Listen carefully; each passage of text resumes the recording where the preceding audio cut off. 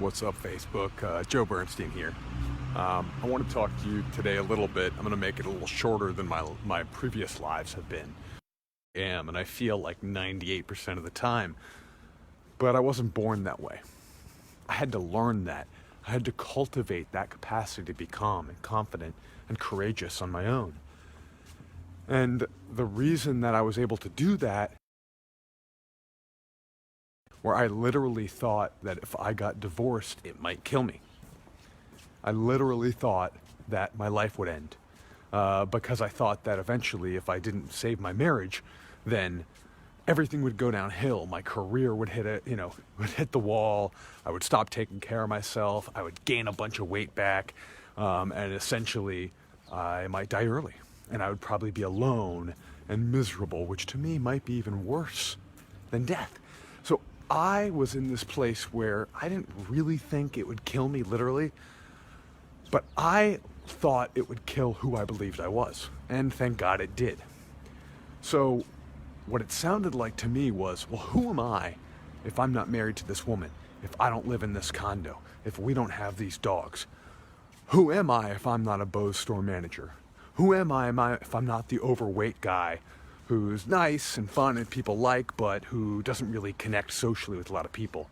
Who am I if I'm not the guy who is a bit powerless when it comes to women and love? Who am I if I'm not the guy who is just going to be obese the rest of his life? And so, fortunately, my marriage did end. And what I want to share with you today is something I learned in the process, because as you may know by seeing me here today, it didn't kill me, it brought me to life. The thing that I thought was going to kill me and end my life in many ways, it brought me to life. It brought me to the pleasure of life, to the excitement of life, to the joy of courageous moments, of challenges, of growing interpersonally and personally, of growing in all kinds of ways in my life. In fact, the thing that I thought was going to kill me made me a non-stop growth machine for the last 7 years straight. Now, what happens is when we're in that old way of being where we are afraid of change, where we're not sure who we'll become if something bad happens, we're in this deep place of rooted core anxiety. And one of the things I learned in my transformational journey that I teach my clients, I just taught one this morning, this beautiful formula. I'm not big on formulas, but there's a couple that matter to me. So essentially, what I've learned is that anxiety equals powerlessness over uncertainty, times uncertainty, plus uncertainty, whatever you want to call it. And the reality is that we're always taught to be powerless. That's part of being in the consumer mindset rather than the creator mindset. We're taught that other people have control over us, our boss, our wife, our kids, our parents, right? And certainly we want to have a life where we are conscious of our impact on those people, but the reality is they don't control us. We can make choices on our own to live the life that we want to live. We can stand up for ourselves. And essentially, we're believing this myth that we're powerless in a lot of situations in our life when we're not. And the other thing is we believe that we can create certainty. Being a student growing up and a consumer growing up, we're taught that if we get the right answers to the test, that if we buy the right thing, then our life will be great and everything will turn out wonderfully.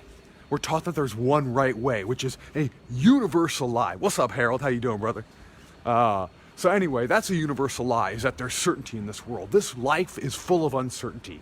Any moment where you think life is certain, I'm sorry, you're wrong. I'm not sorry, because learning to embrace uncertainty and to feel okay and to limit our powerlessness in the face of uncertainty is what brings us our power.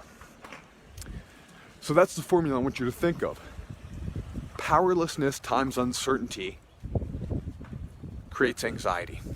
So when you're in a deep core, fearful place of anxiety, if I lose this job, if I don't get this job, if I lose this thing, if I don't do well on this test, if I don't do well with this date, whatever it may be, I want you to remember that certainty is an illusion. Uncertainty is the way. Leaning into uncertainty and knowing that you've survived your whole life and every moment's been uncertain, even when you thought it was certain. And then take a look at where you're making yourself powerless. Take a look at when you're telling yourself you have no choice, when you do have a choice, but there's just a consequence to face. There's just a potential risk that you could probably survive, but you think you can't. So that's what I wanted to share with you. And what I wanted to tell you is go ahead and listen to the podcast episode with me and Neil Tyra, because we're going to go over what happened in my life when my divorce hit and how it actually oriented me towards possibilities and potential and future and changed my life for the better. And we'll also talk about how I help other people do that, and how actually lawyers, even family lawyers, divorce lawyers, can help their clients focus more on the future so they can create a better life rather than, blocking up the plumbing, if you will, of the legal process. So that's what I got for you. Remember this: anxiety equals powerlessness over uncertainty. Where can you let go of an attachment to certainty? And where can you actually start to own the choices that you have in this life, to look at your capacity to make choices rather than when you're telling yourself you don't have one? That's what I got. Check out the link below. Comment if this resonates with you, but more importantly, listen to this interview. It's like 40 minutes or so, 35 minutes. It's pretty dope. Peace. I'm out.